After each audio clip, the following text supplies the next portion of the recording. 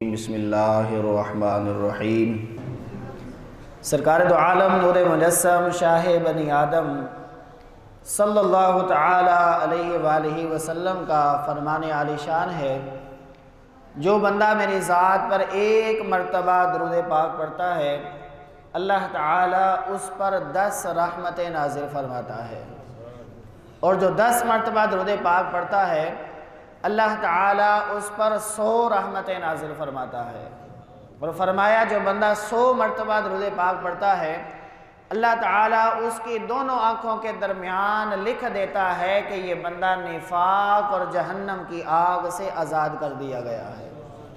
اب یہ حدیث پاک مطلق ہے عام دنوں کے حوالے سے، اور رمضان کی جو ایک نیکی ہے وہ 70 نیکیوں کے برابر ہوتی ہے، یعنی کہ اگر بندہ ماہ رمضان میں درود پڑھے تو اللہ تعالیٰ ایک مرتبہ درود پاک پڑھنے پر 70 نیکیاں عطا فرماتا ہے، اور اگر کوئی 10 مرتبہ پڑھ لے تو اللہ تعالیٰ اس کو 700 نیکیاں عطا فرماتا ہے، اور اگر 100 مرتبہ پڑھ لے تو اللہ تعالیٰ 7000 نیکیاں عطا فرماتا ہے۔ یہ رمضان کے عام دنوں کی بات ہے۔ اگر بندہ جمعے والے دن اور ہو بھی رمضان کا جمعہ تو اس کا اجر پھر کتنا ہوگا؟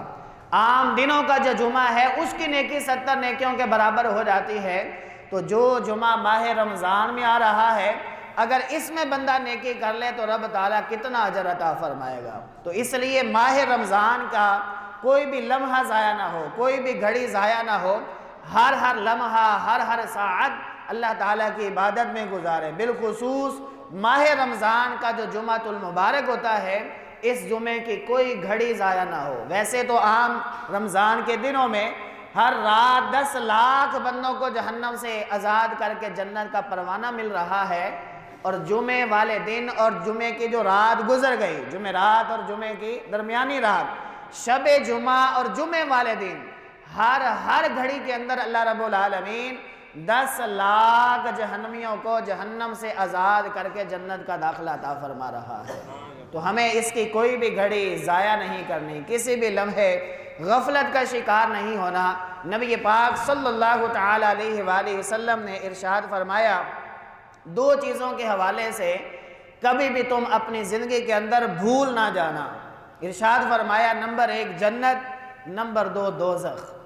فرمایا کہ یہ دونوں بہت اہمیت کی حامل ہیں، یا تو بندہ نیک اعمال کر کے جنت کا راستہ اختیار کر لیتا ہے، یا پھر گناہوں کا انبار اپنے سر پر ڈالے ہوئے جہنم کی طرف چلا جاتا ہے۔ نبی پاک صلی اللہ علیہ وسلم نے یہ روایت بیان کرنے کے ساتھ ساتھ آپ کی مبارک آنکھوں سے ایک مرتبہ آنسو بھی جاری ہو گئے۔ کسی نے عرض کیا یا رسول اللہ صلی اللہ علیہ وسلم، جنت اور دوزخ کی اتنی زیادہ اہمیت آپ بیان فرما رہے ہیں کہ آپ کی مبارک آنکھوں سے اشک بھی رواں ہو گئے۔ ارشاد فرمایا ہاں، جو میں جانتا ہوں اگر تم جان لو تو تم پھر جنگلوں کا راستہ اختیار کر لو، اپنے سر پر خاک ڈالنے لگ جاؤ۔ اتنی اہمیت ہے جنت اور دوزخ کی کہ 2 ہی تو راستے ہیں، یا بندہ نیک اعمال کر کے جنت کی طرف چلا جاتا ہے، یا پھر برے اعمال کی وجہ سے بندہ جہنم کی طرف چلا جاتا ہے۔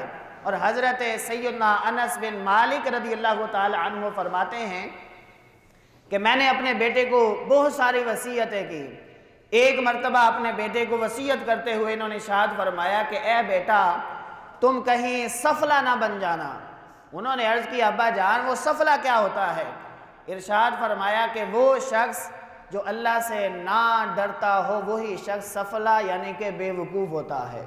یعنی کہ خوف خدا کا درس صحابہ کرام علیہم رضوان بھی اپنی اولاد کو دیا کرتے، اور نبی پاک صلی اللہ تعالی علیہ وآلہ وسلم بھی خوف خدا کا درس دے رہے ہیں کہ اللہ کی بارگاہ میں ڈرتے رہو، اس کی عبادت کرتے رہو، اور جنت کو طلب کرتے رہو، جہنم سے پناہ مانگتے رہو۔ حضرت عبداللہ بن مسعود رضی اللہ تعالی عنہ، آپ کا آخری وقت تھا، ایک شخص آیا آ کے عرض کرتا ہے حضور آپ مجھے کوئی وصیت فرمائیے۔ آپ نے فرمایا نصیحتیں تو بہت ساری ہیں، ایک وصیت کرتا ہوں کہ اپنی زندگی کے اندر کبھی تقوی کو نہ چھوڑنا، اللہ تعالیٰ سے ہر حال میں ڈرتے رہنا۔ اب تقوی کیا ہوتا ہے؟ علماء نے بہت ساری اس کی تشریحات کی ہیں۔ ایک تشریح اس کی یہ ہے کہ بندہ حلال کو اختیار کرے اور حرام کو بالکل چھوڑ دے۔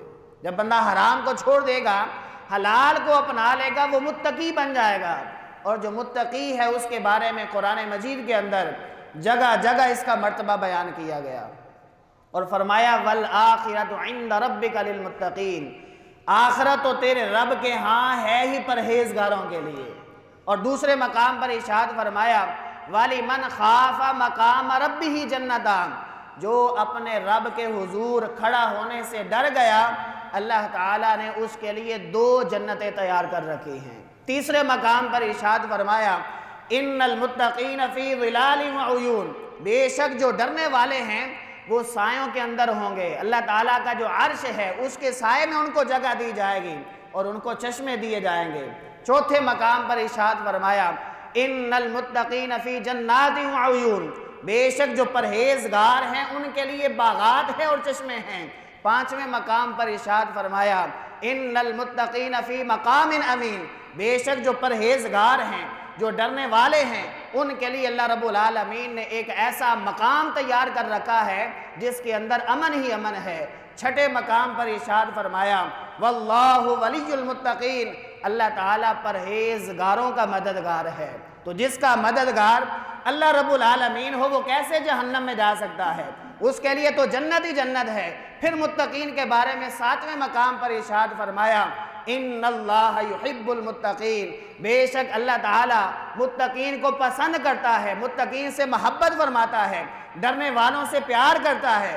اللہ تعالیٰ جس سے پیار کر رہا ہو وہ جہنم میں کیسے جا سکتا ہے؟ پھر ارشاد فرمایا 9ویں مقام پر ان اللہ مع المتقین، بے شک اللہ تعالیٰ متقین کے ساتھ ہے، ڈرنے والوں کے ساتھ ہے۔ تو جس کو اللہ تعالیٰ کا ساتھ مل گیا، اللہ تعالیٰ کی مدد مل گئی، اللہ تعالیٰ کی محبت مل گئی، اللہ تعالیٰ اس کو پھر جہنم میں نہیں بلکہ اپنی رحمت سے اس کو جنت کے اندر داخلہ عطا فرمائے گا۔ تو یہ جگہ جگہ قرآن مجید کے اندر متقین کی صفات کو بھی بیان کیا گیا، متقین کے مرتبے کو بھی بیان کیا گیا۔ جگہ جگہ اللہ رب العالمین نے ان الفاظ کے ساتھ بھی یاد فرمایا کہ اے ایمان والو اتقوا اللہ یا ایھا الذین آمنوا اتقوا اللہ، اے ایمان والو اللہ تعالیٰ سے ڈرتے رہو، اللہ تعالیٰ سے ڈرتے رہو۔ ڈرنے کا مطلب کیا ہے؟ بندہ حلال کو اپنا لے اور حرام کو چھوڑ دے۔ اگر یہ بندہ متقی کی جو صفات ہے وہ تو بعد میں شروع ہوتی ہیں، اگر تقوی بندہ اختیار کر لے تو اس کی زندگی کے اندر بہاریں ہی بہاریں آنا شروع ہو جائیں گی۔ نبی پاک صلی اللہ تعالیٰ علیہ وآلہ وسلم نے اپنی زندگی کے اندر اس کی بہت ساری مثالیں چھوڑی۔ حضرت عطا رضی اللہ تعالیٰ عنہ فرماتے ہیں نبی پاک صلی اللہ تعالیٰ علیہ وآلہ وسلم کے وصال ظاہری کے بعد ہم چند صحابہ کرام علیہم رضوان حضرت سیدہ اماں عائشہ صدیقہ رضی اللہ تعالیٰ عنہ کے کاشان اقدس پر حاضر ہوئے۔ ہم نے جا کر اماں جان سے عرض کیا کہ آپ ہمیں حضور علیہ السلام کے متعلق کوئی بات بتائیے۔ حضرت سیدہ کائنات حضرت سیدہ عائشہ صدیقہ رضی اللہ تعالیٰ عنہ جب آپ نے یہ بات سنی کہ حضور کی بات پوچھنے کے لیے آئے ہیں تو آپ رو پڑی۔ انہوں نے عرض کیا کہ آپ ہمیں کوئی نبی پاک صلی اللہ علیہ وسلم کا عمل بتائیے۔ ویسے تو ہم نے مساجد کے اندر جگہ جگہ جہاد کے اندر غزوات کے اندر ان کی عبادات کو دیکھا ہے، ان کے صبر کو دیکھا ہے۔ ہم یہ چاہتے ہیں کہ حضور نبی پاک صلی اللہ علیہ وسلم کی گھریلو زندگی کے حوالے سے بھی کچھ آپ ارشاد فرمائیے۔ حضرت سیدہ عائشہ صدیقہ رضی اللہ تعالی عنہا آپ فرماتی ہیں ایک مرتبہ نبی پاک صلی اللہ علیہ وسلم نے مجھ سے فرمایا کہ اے عائشہ آج تم مجھے رخصت دو، میں نے اللہ تعالیٰ کی عبادت کے لیے کھڑا ہونا ہے۔ میں نے عرض کیا اے میرے سر کے تاج، اے ساری کائنات کے سردار، رب کے قریب ہونے سے میں آپ کو کیسے روک سکتی ہوں؟ نبی پاک صلی اللہ علیہ وسلم وہاں سے اٹھے اور گھر کے ایک کونے میں تشریف لے گئے۔ میں نے دیکھا نبی پاک صلی اللہ علیہ وسلم کی مبارک آنکھوں سے آنسو جاری ہیں، کافی دیر تک روتے رہے۔ اس کے بعد نبی پاک صلی اللہ علیہ وسلم نے وضو فرمایا، وضو فرمانے کے بعد قرآن مجید کی تلاوت شروع کر دی۔ قرآن پاک کی تلاوت بھی کر رہے ہیں اور آنکھوں سے آنسو بھی جاری ہیں۔ رات کا جب پچھلا پہر ہوا نبی پاک صلی اللہ علیہ وسلم مصلی پر کھڑے ہو کر قرآن مجید کی تلاوت نوافل کے اندر کر رہے ہیں، پھر بھی آنکھوں سے اشک جاری ہیں، حتیٰ کہ سحری کا وقت قریب ہو گیا۔ حضرت بلال حبشی رضی اللہ تعالی عنہ نبی پاک صلی اللہ تعالی علیہ وآلہ وسلم کی بارگاہ میں حاضر ہوئے۔ عرض کہ یا رسول اللہ صلی اللہ علیہ وسلم، آپ کی وجہ سے تو اللہ تعالیٰ نے آپ کے اگلوں اور پچھلوں کے گناہوں کو معاف کر دیا، آپ ساری رات عبادت بھی کر رہے ہیں اور آنکھوں سے اشک بھی جاری ہیں۔ نبی پاک صلی اللہ علیہ وسلم نے ارشاد فرمایا افلا اکون عبدا شکورا، کیا میں اللہ تعالیٰ کا شکر گزار بندہ نہ بن جاؤں؟ حضرت بلال حبشی رضی اللہ تعالی عنہ عرض کرتے ہیں یا رسول اللہ صلی اللہ علیہ وسلم، بات ٹھیک ہے، آپ شکر کر رہے ہیں، اس کی عبادت کو بجا لا رہے ہیں، اس کے اندر آپ کثرت فرما رہے ہیں، لیکن اتنا زیادہ آپ رو رہے ہیں کہ آپ کے مبارک آنسو زمین پر گر رہے ہیں۔ نبی پاک صلی اللہ علیہ وسلم نے فرمایا کہ جہنم کی آگ صرف انسان کی آنکھوں سے بہنے والے آنسو ہی بجھا سکتے ہیں۔ ساری کائنات کے جو سمندر ہے یہ بھی اکٹھے کر لیے جائیں، ساری کائنات کے دریا اکٹھے کر لیے جائیں، نہریں اکٹھی کر لی جائیں، جہنم کی آگ کو نہیں بجھایا جا سکتا، کیونکہ حضرت ابو ہریرہ رضی اللہ تعالی عنہ آپ راوی ہیں، فرماتے ہیں کہ جب جہنم کو پیدا کیا گیا پھر اس کے اندر آگ کو سلگایا گیا، 1000 سال تک وہ آگ جلتی رہی حتیٰ کہ وہ آگ سرخ ہو گئی۔ پھر فرمایا کہ اس کے بعد دوبارہ آگ کو سلگایا گیا، 1000 سال تک مزید وہ سلگتی رہی حتیٰ کہ اس کا رنگ سفید ہو گیا۔ اس کے بعد پھر 1000 سال تک اسی آگ کو جلایا جاتا رہا حتیٰ کہ وہ آگ کا رنگ سیاہ ہو گیا، تاریک ہو گیا، اندھیرا ہی اندھیرا ہے، اور فرمایا کہ اب جہنم کی آگ سیاہ ہے اور اس کے اندر اندھیرا ہی اندھیرا ہے۔ نبی پاک صلی اللہ علیہ وسلم نے فرمایا اے بلال، اگر تم یہ چاہتے ہو جہنم کی آگ کو بجھا دیا جائے تو اپنی آنکھوں سے اشک کو جاری رکھا کرو، اپنی آنکھوں سے آنسو بہایا کرو، یہ آنکھ سے نکلا ہوا آنسو جہنم کی آگ کو بجھا دیتا ہے۔ یہ آنسو ایسے نہیں نکلتا، اپنے دل میں خوف پیدا کرنا ہوگا، اللہ کا ڈر پیدا کرنا ہوگا، جو عذابات کی وعیدات ہیں ان کو سامنے رکھنا ہوگا، اللہ کی محبت میں، اللہ کے عشق میں، نبی پاک صلی اللہ علیہ وسلم کی محبت میں جب بندہ آنسو بہاتا ہے اور خوف خدا سے اگر اس کا آنسو نکل آتا ہے تو اس کے بارے میں ہی قرآن کہہ رہا ہے وَلِمَنْ خَافَ مَقَامَ رَبِّهِ جَنَّتَانِ، جو اپنے رب کے حضور کھڑا ہونے سے ڈر گیا اس کے لیے اللہ رب العالمین نے 2 جنتیں تیار کر رکھی ہیں۔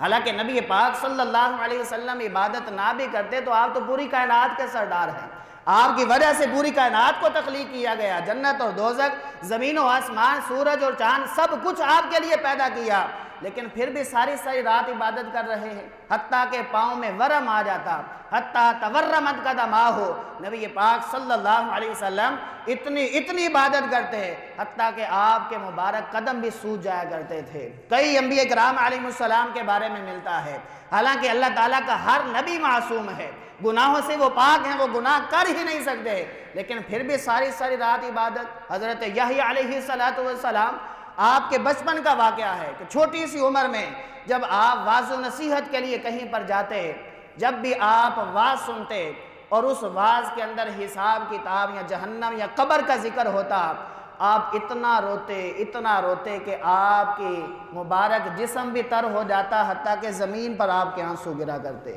اور آپ کے والد گرامی حضرت زکریا علیہ السلام تو اس مجلس کے اندر جہاں یحییٰ علیہ السلام آپ کے بیٹے موجود ہوتے وہاں حساب کتاب جہنم اور قبر کا ذکر ہی نہ فرماتے کہ کہیں میرا بیٹا چیخ مار کے دم ہی نہ توڑ بیٹھے۔ ایک مرتبہ ایسا ہوا، حضرت زکریا علیہ السلام نے دیکھا کہ یحییٰ علیہ السلام یہاں سے اٹھ گئے، آپ نے پھر حساب کتاب کی باتیں شروع کر دی، واعظ و نصیحت کے اندر قبر کا ذکر کیا۔ حضرت یحییٰ علیہ السلام ستون کے پیچھے بیٹھے ہوئے تھے، جیسے ہی قبر کا ذکر سنا، حساب کتاب کا ذکر سنا تو آپ نے چیخیں مارنا شروع کر دی حتیٰ کہ آپ پر بے ہوشی کا عالم طاری ہو گیا۔ حضرت زکریا علیہ السلام قریب گئے، کہا بیٹا کیا ہوا؟ عرض کی ابا جان جب آپ آخرت کا ذکر کرتے ہیں تو میرا دل مچل جاتا ہے، عشق الہی کے اندر میں مگن ہو جاتا ہوں۔ تو یہ حضرت یحییٰ علیہ السلام کے بچپن کا عالم ہے، تو پھر ان کی جوانی کا عالم کیا ہوگا؟ انہوں نے کیسے اللہ تعالیٰ کو راضی کیا ہوگا؟ تو یہ وہ ہستیاں ہیں جو پکے ٹھکے جنتی ہیں، جن پر مہریں لگا دی گئیں اور ہیں بھی وہ گناہوں سے معصوم، لیکن ہمارے لیے کوئی مہر نہیں ہے۔ آج ہم نے اپنے بارے میں سوچنا ہے کہ جب اتنی بڑی بڑی ہستیاں اللہ کی بارگاہ میں جھکتی رہیں، عبادت کرتی رہیں، خوف خدا سے ان کے جسم لرزہ طاری جاری رہتا تھا ان پر، جناب جبریل امین علیہ السلام کے بارے میں آتا ہے، حضور سرور کائنات صلی اللہ علیہ وسلم نے ارشاد فرمایا کہ جب بھی جناب جبریل امین علیہ السلام میری بارگاہ میں حاضر ہوئے، کبھی ایسا نہیں ہوا کہ ان کا جسم خوف خدا سے کانپ نہ رہا ہو۔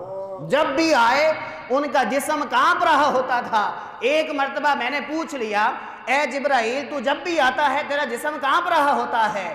عرض کرتے ہیں یا رسول اللہ صلی اللہ علیہ وسلم اللہ تعالیٰ سے ڈرتا رہتا ہوں۔ ایک مرتبہ جناب جبریل امین علیہ السلام سے گفتگو ہو رہی ہے، ان کی آنکھوں سے آنسو جاری ہو گئے، زاروں کا تار رونا شروع کر دیا۔ نبی پاک صلی اللہ علیہ وسلم نے فرمایا کہ اے جبرائیل تو سارے فرشتوں کا سردار ہے، نوریوں کا سردار ہے، اور تیرا مقام بھی بڑا اعلیٰ ہے کہ سدرۃ المنتہا تیرا مقام ہے، اور جو فرشتوں کا کعبہ ہے بیت المعمور تو وہاں کا خطیب اعظم ہے، فرشتوں کو تو نماز پڑھاتا ہے، اتنا اعلیٰ مرتبہ تیرا پھر بھی تو رو رہا ہے۔ عرض کرتے ہیں یا رسول اللہ صلی اللہ علیہ وسلم میں اللہ تعالیٰ کی خفیہ تدبیر سے ڈرتا ہوں، کیونکہ ایک وقت وہ بھی تھا کہ ابلیس جو شیطان لعین ہے وہ بھی ہمیں درس دیا کرتا تھا، اللہ کی عبادت اس نے چپے چپے پر کی ہے، 1,86 برس سال تک وہ کیا کرتا رہا؟ اللہ کو یاد کرتا رہا، اللہ کی عبادت کرتا رہا، جگہ جگہ اس نے سجدے کیے ہیں، سبحان ربی الاعلیٰ کی صدائیں اس نے بلند کی ہیں، اور فرشتوں کو وہ سکھاتا رہا، فرشتوں کا وہ استاد رہا، لیکن جب اس کی تقدیر غالب آئی اس کو راندہ بارگاہ کر دیا گیا، اللہ کی بارگاہ سے نکال دیا گیا، ملعون قرار دیا گیا۔ اور مجھے وہ وقت نہیں بھولتا، ایک وقت اس کا وہ تھا جب باادب ہم اس کے سامنے بیٹھا کرتے تھے، اب وقت یہ ہے کہ اس کو اس بارگاہ سے نکال دیا گیا۔ میں اس لیے رو رہا ہوں کہ میرے بارے میں پتہ نہیں اللہ تعالیٰ کی کیا خفیہ تدبیر ہے، میرے بارے میں اللہ تعالیٰ نے پتہ نہیں کس حال میں مجھے رکھنا ہے اور میرا خاتمہ کس حالت میں ہونا ہے۔ یہ اس ہستی کا ذکر ہے جو امام المعصومین ہے فرشتوں کے لحاظ سے، اللہ کا ہر فرشتہ بھی معصوم ہے، گناہوں سے پاک ہے، وہ بھی جنتی ہیں، لیکن اللہ تعالیٰ کے یہ ایسے فرشتے برگزیدہ جو سارے فرشتوں کے سردار ہیں، نیک ہونے کے ساتھ ساتھ خوف خدا ان کے دلوں کے اندر کیسا تھا، وہ کیسے اللہ تعالیٰ سے ڈرا کرتے تھے، کیسے اللہ تعالیٰ کی عبادت کے اندر اپنا وقت گزارا کرتے تھے۔ تو یہ واقعات سنانے کا مقصد یہ ہے آج ہمارے دلوں میں بھی خوف خدا ہو، ہماری آنکھوں سے بھی اشک روا ہوں، اگر اللہ تعالیٰ کے ڈر سے آنسو نکل آئے تو یہی جہنم کی آگ کو بجھانے کے لیے کافی ہیں۔ ویسے آپ ہر انسان ہی دکھوں پہ رو پڑتا ہے، غم طاری ہو تو رو پڑتا ہے، باپ یا ماں کا انتقال ہو جائے تو رو پڑتا ہے، نوجوان بیٹے کا انتقال ہو جائے تو رو پڑتا ہے، کاروبار کے اندر نقصان ہو جائے تو رو پڑتا ہے، حالانکہ یہ سارے فطری تقاضے ہیں۔ اصل رونا تو یہ ہے کہ بندہ جنت کو یاد کر کے جہنم کی پناہ میں روئے، اللہ کے خوف سے روئے۔ جب اس انداز سے بندہ روتا ہے اللہ تعالیٰ انہی آنسوؤں کے صدقے جہنم کی آگ کو بجھا کے جنت کا داخلہ عطا فرما دیتا ہے۔ تو یہ ماہ رمضان ہماری پریکٹس کروانے کے لیے آیا ہے، ہمیں اللہ سے ڈرانے کے لیے آیا ہے، اللہ کی عبادت کی طرف راغب کرنے کے لیے آیا ہے۔ نبی پاک صلی اللہ علیہ وسلم نے ارشاد فرمایا اس شخص کی ناک خاک آلود ہو جس نے ماہ رمضان کو پایا اور اس میں اپنے رب کو راضی نہ کیا اور بخشش بھی نہ کروا سکا، اس کی فرمایا ناک خاک آلود ہو جائے۔ بڑا بد نصیب ہے وہ جس کو زندگی میں ماہ رمضان مل گیا پھر بھی غفلت کی چادر تان کر سویا رہا۔ تو یہ ماہ رمضان ہمیں عبادت کی طرف راغب کرنے کے لیے آیا ہے۔ اگر آپ سحری کر کے سو جاتے ہیں، کسی بند کمرے میں آپ بیٹھ جاتے ہیں، کوئی شخص آپ کے پاس آ کر پانی پیش کرتا ہے، کھانا دیتا ہے کہ بھائی آپ کھا لیں، ہرگز مسلمان نہیں کھائے گا، وہ کہے گا یار کوئی نہیں دیکھ رہا، کچھ لمحے کچھ لقمے تم کھا لو، پانی کا ایک گھونٹ پی لو، نہیں پیے گا۔ جواب یہی دے گا یار کوئی نہیں دیکھ رہا، میرا رب تو دیکھ رہا ہے۔ حالانکہ یہ حلال چیزیں، حلال چیزوں سے بندہ رک گیا، ذہن میں کیا آیا کہ اللہ تعالیٰ دیکھ رہا ہے، لیکن کیا وجہ ہے جھوٹ بولتے ہوئے انسان یہ نہیں سوچتا کہ اللہ تعالیٰ دیکھ رہا ہے، غیبت کرتے ہوئے نہیں سوچتا، ڈاکہ ڈالتے ہوئے، فراڈ کرتے ہوئے، دھوکہ کرتے ہوئے، رشوت لیتے ہوئے، سود کا لین دین کرتے ہوئے اور کسی کے ساتھ فراڈ کرتے ہوئے یہ نہیں سوچتا کہ میرا رب دیکھ رہا ہے۔ یار حلال کاموں کو تم چھوڑ رہے ہو اس وجہ سے کہ ہمارا رب دیکھ رہا ہے، حرام کاموں کو ہم کب چھوڑیں گے؟